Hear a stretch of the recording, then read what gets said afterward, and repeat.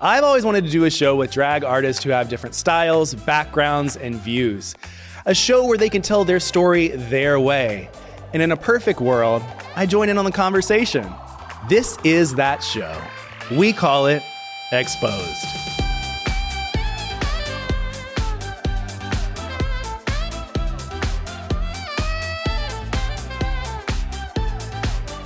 Hi, everybody. My name is Joseph Shepard, and welcome to Exposed. It is the show where we chat with some of your favorite queens about how they became who they are, their life, their career, and so much more.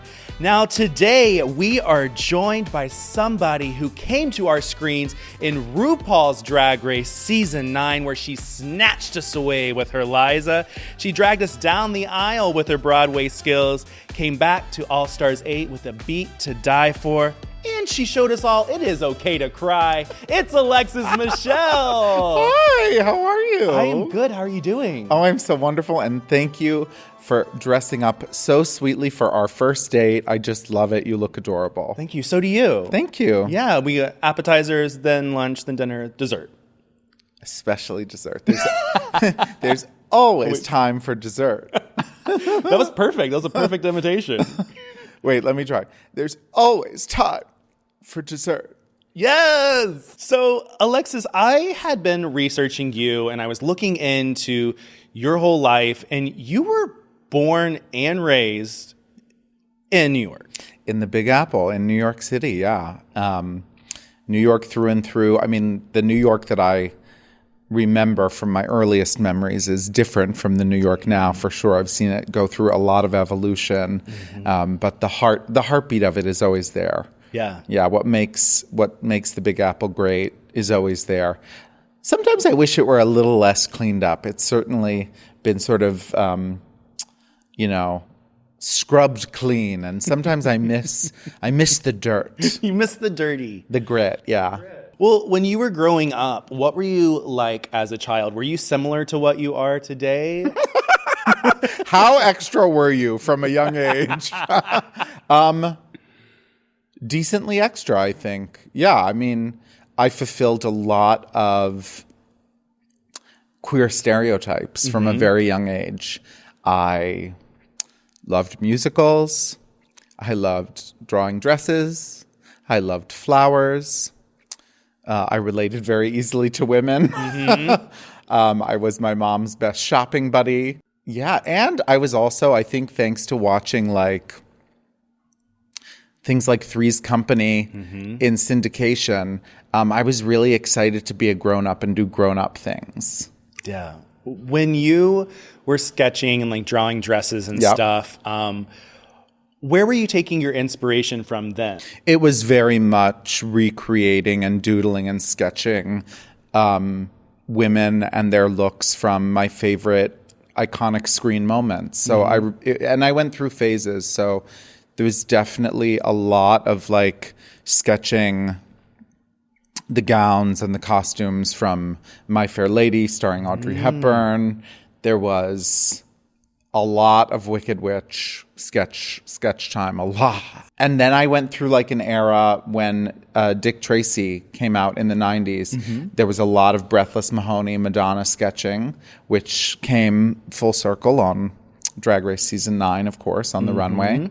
But yeah, my sort of visual inspiration was very much in line with my performative inspiration, which comes largely from watching powerhouse women on screen, on stage. I was very lucky to grow up in New York, so I got to see a lot of theater from a very young age and saw some really iconic female performers in my lifetime and my young life. I think by the time I saw the original production of Into the Woods as a little one, I had already seen the movie version of Annie, starring Carol Burnett and Tim Curry and Bernadette Peters and Anne Ranking and Albert Finney. So seeing Bernadette Peters on stage live and Into the Woods as the witch was a real gag for little gay me, having already known her as Lily St. Regis in the Annie movie. So when did you come out? Oh my gosh. When didn't I come out? I officially, it was in my 13th year of living. I started to talk about it and tell people at school. And so I think like my whole class knew before I told my family. And I was super worried. I had all of these scenarios of how I was going to be kicked out of my house and it was going to be really terrible. And that was really just all fear in my head, because when I finally did come out, so it happened on a family vacation. I was sharing a hotel room with my older brother. He's 5.5 years older. I think at the time he was like, doing wrestling in high school, which was probably how I first got introduced to my love of singlets. Not on my brother. Not on my brother, just at his wrestling meets, seeing the singlets on other people. Anyway, we were watching Real World Miami. Okay. Did you ever watch Real World Miami? So do you remember Dan? Yes. Who was like kind of obnoxious, but also like kind of gay icon behavior. And I just thought Dan was it. And so one night in the hotel room, we're watching Real World, and I was just busting. Everybody at school already knew, and I like blurted out to my brother, "I'm gay and he's hot." And it sparked, 5-10 minutes of conversation between me and my brother. And then he got on the phone and called my mom and was like, "Get in here." And my brother told my mom and my stepdad. So how did it make you feel that you didn't do it? It was fine. Yeah. It was fine. I think subconsciously I wanted it to happen because I really was busting. I wanted to talk about it. I wanted to tell. It's just hard to put it into words when you haven't really done it before. And I don't even know when I was telling my friends at school and the people that I told before I told my family, I don't even know if I said the actual words "I'm gay." I might not, I might have said, "Oh, I think I'm into guys," or might have been that kind of like language. tiptoed around it. Yeah. So there was something, liberating about that moment for sure. And in my household, we talked about our feelings. So we talked for a while. You talked about your feelings? You? I got it from somewhere. So when did you step your foot into the drag pond for the very first time? Honestly, as long as I can remember, I was playing dress up. Yeah. The instinct to step into whatever this is was there from as long as I can remember. There are photos of me playing dress up that I don't even remember playing dress up. So that instinct is a lifelong instinct for sure. And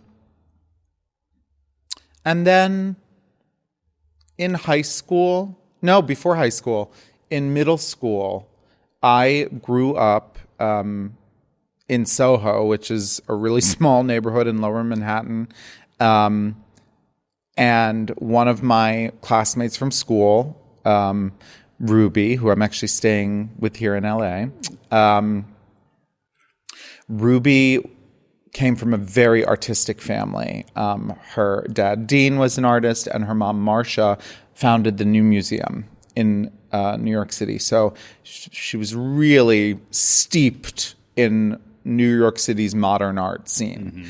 And they had a tradition every year of dressing up in a group on theme and marching in the Greenwich Village Halloween parade. And so the first year that I joined them on Halloween, I think I brought a cape and a Richard Nixon mask, and I don't know what I was going to serve. But by the time I left the house with them that Halloween, I was a witch. And that was 6th grade. And there was, or 6th or 7th, I think it was 6th grade. There was no going back. Yeah, no, it was, let's say 7th. I don't know. Who cares? It doesn't matter. But yeah, Halloween is the gateway drug of drag. It sure is. And so after that Halloween, I never saw a Halloween again outside of drag until now that my career is in drag. Now, if I don't see a Halloween in drag, it's a win. You mentioned a witch, and obviously you had, your iconic, which I call it, your witch roast when you were all green. And then you had your even more iconic, your dress, your Into the Woods dress that went viral on the internet, years ago. I saw that and I was like, oh my gosh. I remember watching that and I was stunned, shocked. It was just beauty. So do you remember that moment? Yeah, I do remember it. And I remember how nervous I was for it to go well. And I said to DW that day that we tried it, I was like, is it enough? Like, I have to bring the production. And I was like, I'm not bringing external production. So am I enough? Is this enough? And he was like, it's enough.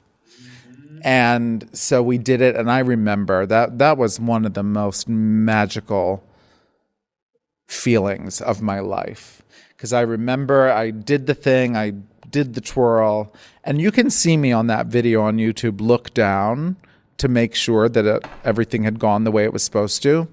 And when my head comes up, I am the happiest girl in the world and living every bit of my fantasy. So yeah, I remember that night. It was incredible. Well, not only was it incredible then, but then you had a viral video and people were seeing this. What was that reception? It put me on the map before Drag Race. I remember getting a message from Willem, which really lit me up because Willem's always been one of my faves. I think a week later, Sharon Needles was in New York City and we all went to a bar after the competition that week. And I had met Sharon before on a Drag Race cruise, but we met again and she connected that I was the one who had done that video that everyone had been, showing online the week before. And she was so complimentary. And it was a small, brief taste of the world that I eventually would twirl into, baby. Researching, I found that you had auditioned since season 2. Is that correct? Correct. Ooh. Had you 8 ever times. got a call before? Yeah. Over the years, there were different amounts of interest or different amounts of interest that I was privy to. I auditioned for season 2, and the way that went was you had to create an online profile and get people to vote for you. And they were still casting. They were still looking at girls from that group. I think Pandora was part of that whole thing, even though she didn't win the fan vote. I'm pretty sure, was Pandora on 3? 3. Yeah, so she was cast. So she went through that whole thing as well. But the person who won that fan vote that got cast on the show was Jessica Wilde. Wow. Yeah. And so, that was the first year of auditioning. And then the year after that, not to say that I forgot about it, but I was surprised when the phone rang and it was somebody from casting. And they said, we got your application last year and we want you to try again, which I thought was like, oh my God, it's going to happen now. So I thought I was going to get on season 3. I really did. And it didn't happen. And there was a lot of encouragement and a lot of back and forth with casting, making sure all my tapes were in and stuff. And then it didn't happen, and I was pretty sad about it. And then when I saw the cast of season 3, I was like, oh, I get it. Because there were some real titans in that group. I mean, Raja, Manila, Alexis Mateo, Yara Sofia, some really dynamos. And I was like, okay, I'm definitely not there yet. And I kept auditioning, and over the years I would sort of hear less or hear more. Some years I heard nothing. And there was a little gap, and then there were a few years later when I started to hear a little peep from casting. But really the biggest the biggest, response or the one that was different was when season 9 casting happened, and I had just landed in the Bay Area. I was with my friends in Oakland, and I got this call. And I remember I was mid-conversation saying to them, I don't know, I just feel like it's different this time. There's something different about the tape, and I really want them to call me. I didn't say like, I know I'm going to do it. I know that I was like, I just want them to talk to me. I feel like if they talk to me, that's it. Yeah. Like it's going to happen. And while I was having this conversation with my girlfriend, I missed the phone call from World of Wonder. And so I looked at my phone and I was like, I have a voicemail from LA. And I listened and I was like, oh my God, I have to call them back. I can't imagine that feeling of like the phone call happens, you miss it. And then you listen to that voicemail and I bet your emotions were through the roof. Yeah, pretty gooped. Pretty gagged. Gooped and gagged. Yeah. And you get on season 9. Yeah. Now, season 9 was also when the switchover happened to VH1. Our first VH1 season, yep. You also had your iconic Snatch game. Yes. Your Win Snatch game. Yes. Your Liza Minnelli Snatch game. That moment was so freaking good. Thank you. Like, was that originally your full choice? Was that who you wanted? Oh, yeah. No, there was no other option. That was, I had backups, but there was no other option. That was the realization of all those years of auditioning for the show. Liza, of course, was one of my biggest and most important and earliest drag inspirations. And I knew once they started doing the Snatch game, I was like, oh, okay. And year after year, I'd watch and I'd pray, please, nobody do Liza. Please don't do Liza. And I know that there were, I believe on season 7, that was, if Kasha Davis had made it to Snatch Game, I think that's what she was going to do. And I know that it was one of Jinx's backups. But yeah, season 9 was a lot of fun. I felt like I got to show my talent and my passion for drag on Snatch Game and on the Rusical playing Kris Jenner. And got a shout out from her on our reunion, which was so cool. But yeah, season 9 was incredible. I mean, I remember walking in on the first day and looking around the room and being like, oh, this is not going to be easy. Mm-hmm. You could just tell the talent in the room. And it was really a challenging season in that way. People talked about as it was airing, they complained about it being a boring season. And after the fact, now looking back on it, season 9 is like so highly regarded as one of the best and most talented seasons. And I think too, what was so great about it is that you all were so unique in your own ways. You all it wasn't just a whole bunch of fashion girls or, comedy queens. It was like everybody had their own specialty. Yep.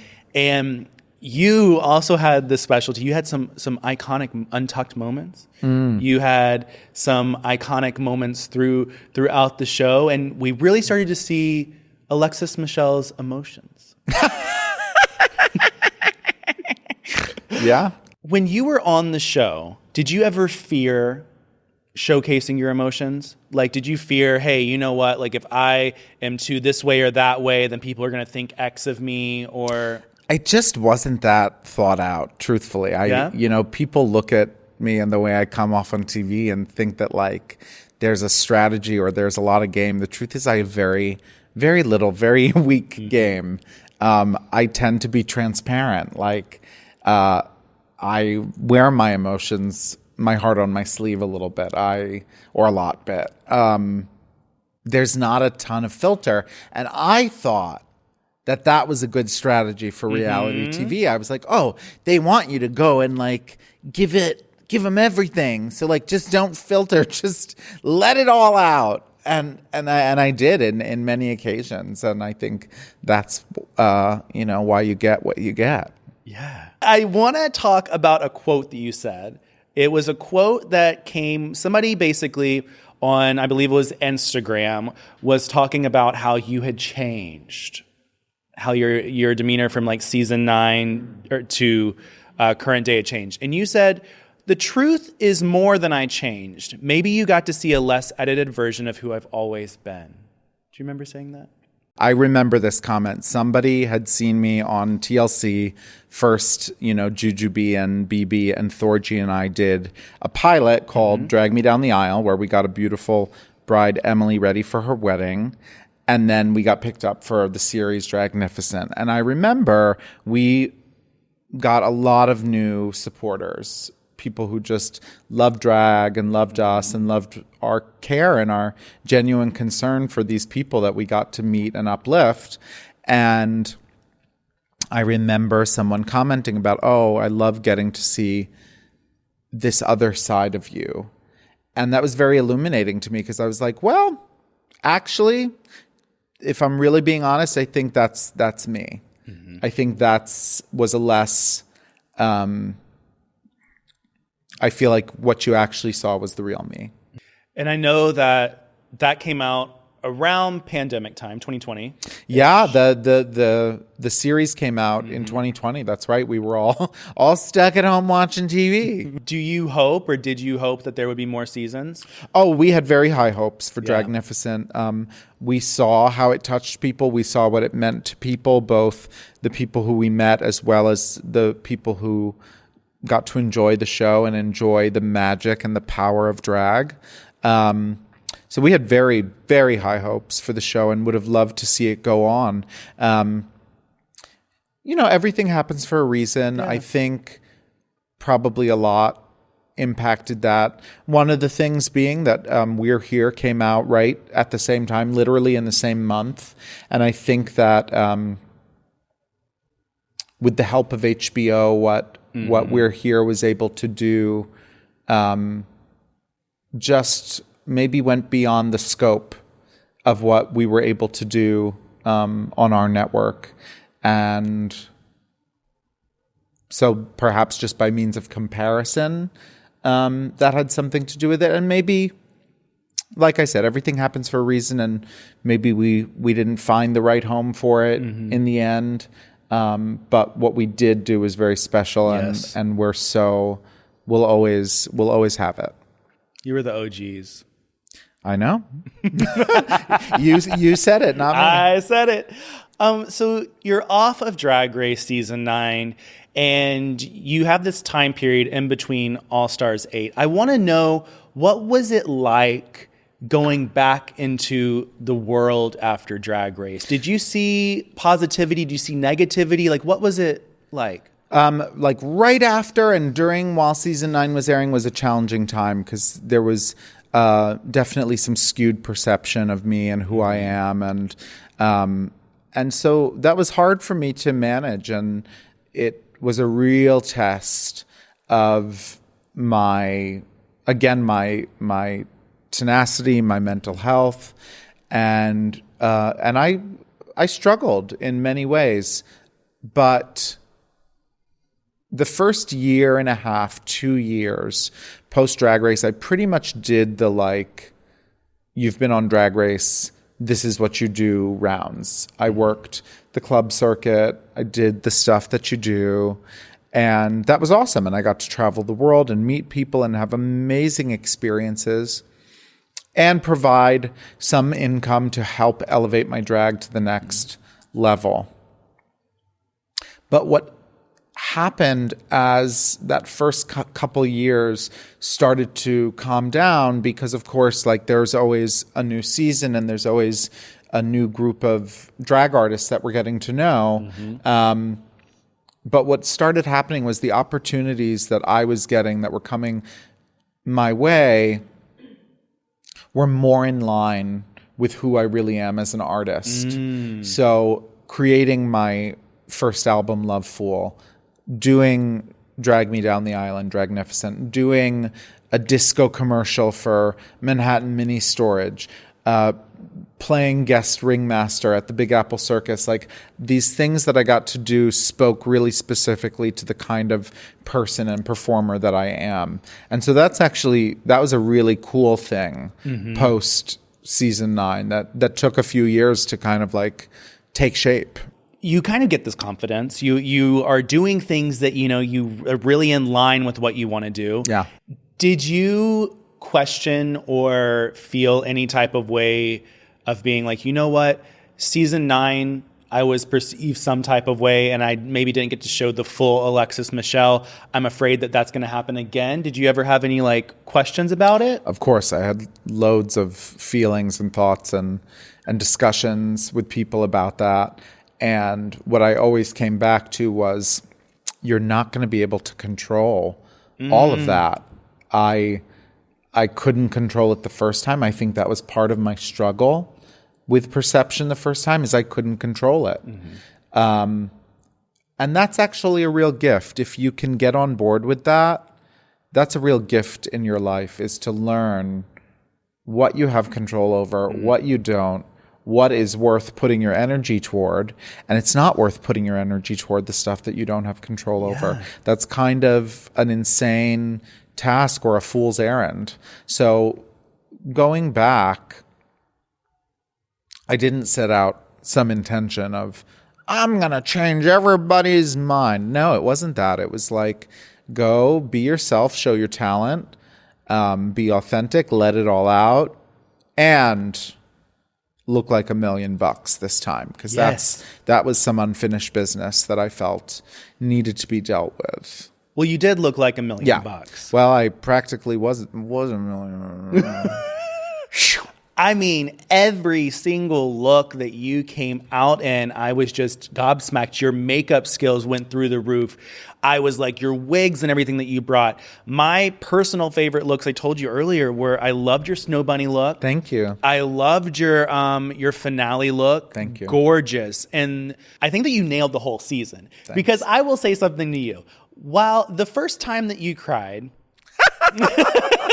The first time that you cried, I know that the reception and a lot of people on the internet were like, oh my gosh, here we go again. Then, the second time that you cried, it became, oh, okay, this is kind of television now. Then the third time, it was like, this is bringing the drama. It's bringing everything that we need. It literally, you brought your emotions to the forefront. You showcased who you were, but at the exact same time, you gave us what we needed. Yeah, I mean, there were definitely moments where I was, feeling things or going through things or at the center of things. And frankly, watching the show, I was like, not that it was, maybe my favorite thing to watch, but I was like, this moment would have been boring without that. So, I wasn't doing anything to bring the TV or to make good TV. That's thanks to the brilliant producers of the show. But I did let it all out as it came up. I always think it's best to let that stuff out. Yeah. I do want to talk to you about another outfit. Yeah. One of my favorite outfits. I already named so many, but Miss Manpeg, the Manpeg. Miss Manpeg, my jockstrap gown. How did that come to be? What was the inspiration? Because literally, it was the smartest outfit I think I've seen on Drag Race. Every time I thought that I saw everything, I saw something else. That's what RuPaul said during the critiques. She said, I just keep seeing, every time I look at you, I see another detail and another thing and another thing. And it wasn't in a way that was like, oh, you need to Coco Chanel and take something off. It was like, no, each of these details is integral to the look and makes sense. Yes. The way it was born was we were given this idea of Miss Blank or Miss Fill in the Blank, where you are the winner of the pageant of your choosing. And right away, I knew what I wanted to do. Mm-hmm. On season 9, when we would ride back and forth to set in the van, we couldn't talk about what was going on. Mm-hmm. So we had to talk about anything else. So what did we talk about? Boys. So I got a bit of a reputation for my Alexis's van stories. Okay. Because I have a few stories. And Pheromone, my precious little angel, dubbed me Miss Dick Pig Continental 2016, which is a title that I wear with great pride. And I that was the first thing I wanted to do. When I heard we had this chance to be Miss Blank, I was like, oh, I have to be Miss Dick Pig. So, and I will say, props to them for trying. They did try, but ultimately it was decided that Dick Pig would not work on the network. So we opted for Man Pig. But that's where the concept was born, and the concept for the physical look you saw, huge credit is due to one of my incredible designers from this season and my friend Florence DeLee. It was Florence's idea to make a gown that looks like a jockstrap. It is very in line with my sex positive identity and things that I love. I love jockstraps. Love them. So it was very organic, but it was absolutely Florence DeLee's idea. The hanky train was Florence's idea. Now, me wearing a red hanky worn to the left is accurate, but it was Florence's idea. And the piss-soaked bottom was Flo's idea too. And then we sort of tag-teamed it with our designer friend John Baird in NYC, who created the sash and the label, the Alexis last label at the top of the jockstrap, and Amped Accessories in Canada, who created a scepter and crown with phalluses on it and pearls shooting out of them, and there were pearls in my necklace. So it was, every detail was considered. I loved it. Thank you. And on that fact, so are you a extremely sexual person? Do you like the endeavors? Yes. Do you support the jock straps and the handkerchiefs all around the world? Absolutely. I support them and I want to taste them.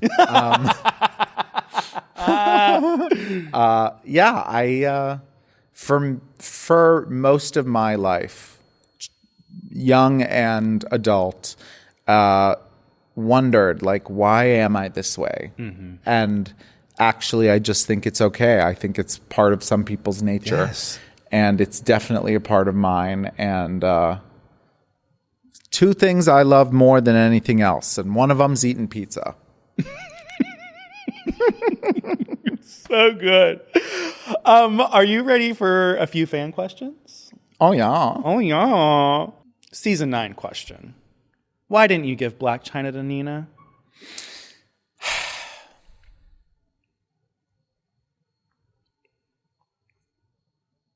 I think the first thought was, I'm going to... Well, there were two thoughts as to why I cast Nina as Chloe. She's the tallest in the bunch with a huge ass. So I was like, she's giving, in those ways, for me, she was giving Chloe. And both Nina and Shay wanted it. So I just picked someone to give it to. And all of these years later, while, of course, you know, Shay won that challenge, and so for many years I maintained that I made the right decision, I would like to just say, finally, and perhaps for the last time, Nina should have been Black China. Yeah, it's such a pivotal moment, too. Such an iconic moment. Yeah. You're at the center of a lot of iconic moments. Do you know that? I'm at the center of everything, baby. Yes. Another question. Why don't you just lean into the fact that you are America's favorite villain? I think I do. Or I think I am. I mean, go check out my merch at mybestjudy.com. I think you'll see a lot of leaning into my iconic TV moments. And you know what I would say to people who, think I'm this or think I'm that? Remember, I'm not as bad as that edit makes me seem. I'm much, much worse. Ooh. How did you really feel about being nicknamed the producer of your first season? Appropriate. Yes. Yeah, I always have to have my hand in it. I can't help it. That's the theater kid in me. Because when you're doing theater at a young age, you're in the show, you're singing, you're learning the dances, you're learning your lines, you're doing your own makeup, you're working on the costumes, you're painting the set, you're doing the whole thing. And I never let go of that spirit. So I always like to have my hand in. I mean, you saw when I sat down in these chairs, I said, let's get these lights going. Let's bring the camera, so I can't help it. I'm always going to bring that producer energy. Candy and I are your executive producers of RuPaul's Drag Race. I love it. I loved when Lee Dawson would do the RuCap videos, and then it would always be executive produced by Alexis Michelle. It was just... You have so many iconic moments, and you really have elevated, I would say, your drag to a completely other level. I was so glad that you got to showcase yourself in All Stars 8. I want to talk to you about B. Arthur. Because I just wanted to say that your B. Arthur was great. I think that you controlled that room so well. You had the most psychotic, crazy... on one level, Shirley Temple, but you maintained it. You used every theater chop, and I do believe that I saw on the internet that you were reached out to too, right? So this incredible thing happened after the Snatch Game aired. I got reached out to on Twitter by a friend and former assistant of B's, and he's here in LA, and he said, I just had to tell you, that was amazing.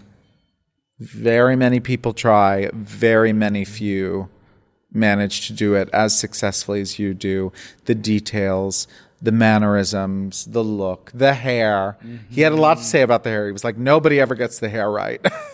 And I have an eye for detail. So getting the details right meant a lot to me. But really getting to pay B proper tribute meant so much to me. So to have someone who knew her on such a personal level say, I loved it, she would have loved it, and wants to interview me about my inspiration that I've derived from her. That's so exciting. Yeah, that was a real special moment. And I knew too, again, with RuPaul being this central figure of inspiration in my life, my artistic life, I knew what B. Arthur meant to Ru. So getting to take a stab at it was a big risk, but one that I thought would be worth it. And I'm so glad it paid off. I'm so glad it did too. It was so good. Now, off of Drag Race, what do we have coming down? Because I know that you did a little music. You had a little music that we heard in the talent show about your apples. So I mentioned that my debut album was Loveful, which is on Broadway Records, which you can enjoy the whole thing. But we really wanted to put out a whole bevy of new music with All Stars 8. So in addition to If You Want My Apples, which I got to perform on the variety show, my music director and collaborator, Brandon James Gwynn, also wrote a song called Lulu's Shoes, which is a real celebratory number about the gift and the power and the transformative magic of drag. So we've got If You Want My Apples, Lulu's Shoes, and then I worked on a bunch of new pop music. I wanted to dive into a style of music that people weren't used to hearing from me. And so I worked with 808 Annie and Mason Rose, and together we came up with God is a Queen, Heaven on the Dance Floor, I'm Too Much, which is really a reclaiming of those words, because those words get hurled at people. Sometimes in a serious way, you're too much, or in a way that people try to spin as a compliment, but I don't think it's really a compliment, and I think they're actually dangerous words. And I agree with you there. And I often, like, my message to anyone who's been told you're too much, the people telling you those words are not enough for you. I like that. That's a good quote. You should put that on a shirt now. Relationship material, Joseph. There we go. Keep that in mind. Keep it in mind. You can put a ring on it. Let me take this piece of shit off.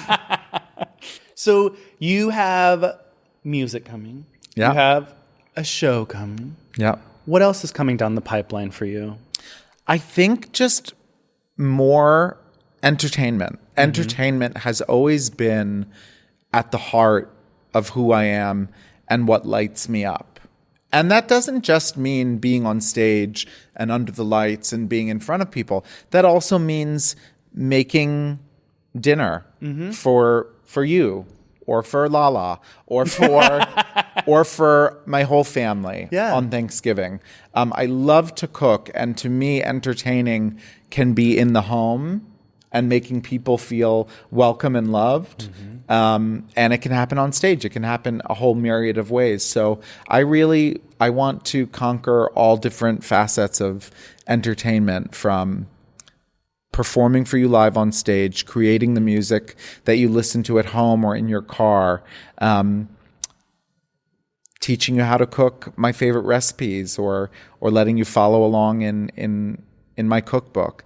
There's a lot I want to do in entertainment, and I want to have a life. I want to find my someone. I don't know about kids anymore. I was so sure that I wanted to have children, and at some point I was like, I don't know. I'm in this business that's very like self-involved. I don't know, because I do know what it means to responsibly raise children the right way. And so I wasn't sure. As soon as I got my first dog, I was like, oh no, you're a parent. You're like, I'm good. You're fully a parent.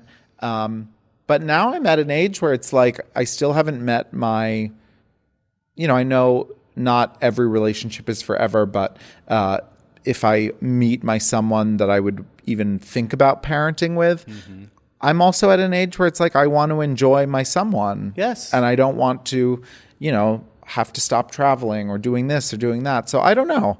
I know I'd be a great parent, but I want to have a life with someone and a house and grow flowers and vegetables and somewhere that's green. Nothing fancy like Levittown. So, Alexis, as we close all this out, I have my compulsory questions I ask everybody. Yay. What do you think the biggest misconception of Alexis Michelle is? So here's the thing, and this is maybe part of why it comes this way. Yes, I do think carefully about what I say. I am someone who thinks about what I say before I say it, but put me into an Instapot on Drag Race, and some of that goes out the window. Yeah. So I think there's this perception that I am playing some calculated, thought out, planned game, and it's just not the case. That's what a lot of people thought. It's really like an accident, and maybe not as thought out as it should be. So yeah, I think that's the misconception, is that I've got a bigger, stronger game or more planned one than I really do. Yeah. So I ask all the girls that come through to expose something that happened behind the scenes of television, whether it be good, bad, positive, sad, whatever it is. I've had girls talk about some things in the workroom setting on fire. So what do you have to say? This is a really sweet moment that happened. No drama here. Good. But this is a memory I'll take with me for the rest of my life. It was filming the interview portion of the true crime drama. And you could hear RuPaul's voice was the person conducting the interviews. When I sat down for my interview in that Barbara Streisand, Nancy Pelosi bob, I had arranged it just so, but something I guess is a little bit out of place or not to Ru's liking with how it looked on the monitor.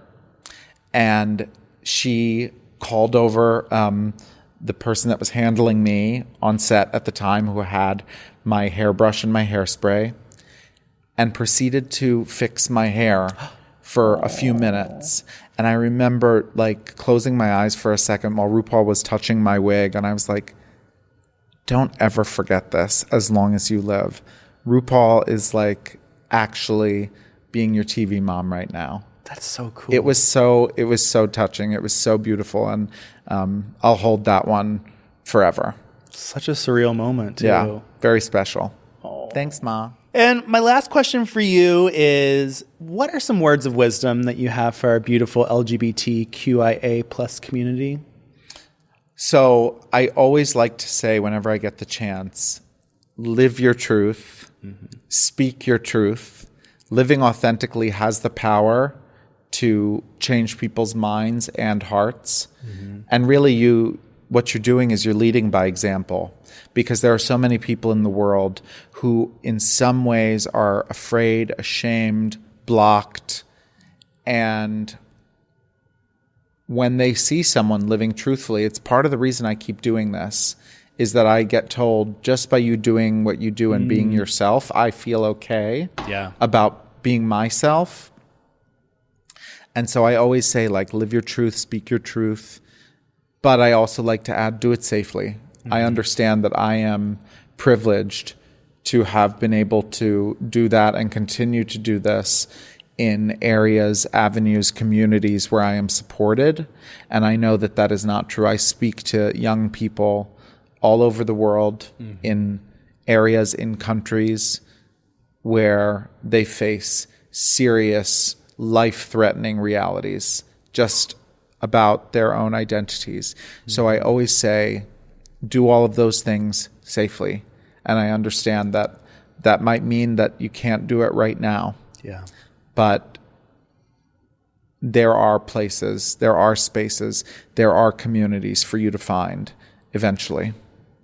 I love that you added that little part at the end. I love, because we should be able to live who we are, but you do need to be protective about where you are, how you're doing it, because those things can affect the outcome. And it's like you don't want to put your foot in too fast. It sucks, but sometimes, you have to maneuver your way. Yeah.